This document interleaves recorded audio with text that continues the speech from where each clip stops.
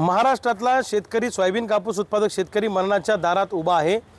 सोयाबीनला भाव नाही, कापसाला भाव नाही, म्हणून सरकार विरोधात आम्ही अनेक वेळा आंदोलन केली। सरकार ऐकायला तयार नाही, म्हणून 3 सप्टेंबर पर्यंत सरकारला आम्ही मुदत दिली आहे।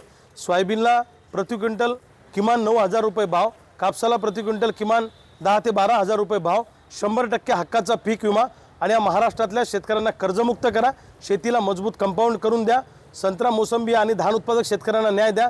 हे सगळे प्रश्न घेऊन आम्ही सरकारला 3 सप्टेंबर पर्यंत मुदत दिलेली आहे। 3 सप्टेंबर 2024 पर्यंत सरकारने निर्णय घेतला नाही तर 4 सप्टेंबर 2024च्या सकाळपासून मी स्वतः सिंदखेड राजाला मा जिजाऊ साहेबांच्या राजवाड्यासमोर त्यांच्या पुतळ्याजवळ बेमुदत अन्नत्यागाला बसणार आहे आणि 4 सप्टेंबर पासून महाराष्ट्रातल्या शेतकऱ्यांनी सोयाबीन कापूस उत्पादकांसाठी रस्त्यावर उतरावं असं माझं शेतकऱ्यांना आव्हान आहे। हे अत्यंत दुर्दैवी आहे।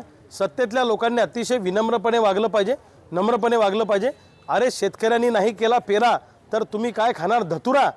या शेतकऱ्याच्या भरोशावर तुम्ही जिवंत आहात।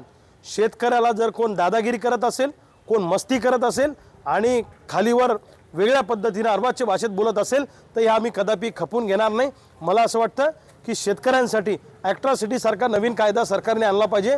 जो कोणी शेतकऱ्याला शिवीगाळ करेल, जो कोणी शेतकऱ्याला मानहानीकारक बोलेल त्याच्या विरोधामध्ये ॲट्रॉसिटी सारखा गुन्हा दाखल झाला पाहिजे अशी आमची मागणी आहे। शेतकऱ्यांच्या हितासाठी, शेतकऱ्यांच्या सन्मानासाठी ॲट्रॉसिटी सारखा कायदा सरकारने तयार करावा।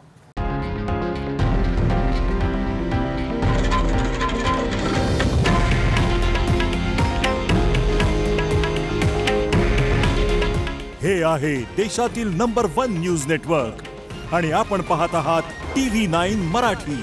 काळजी तुमची, हित महाराष्ट्राचं।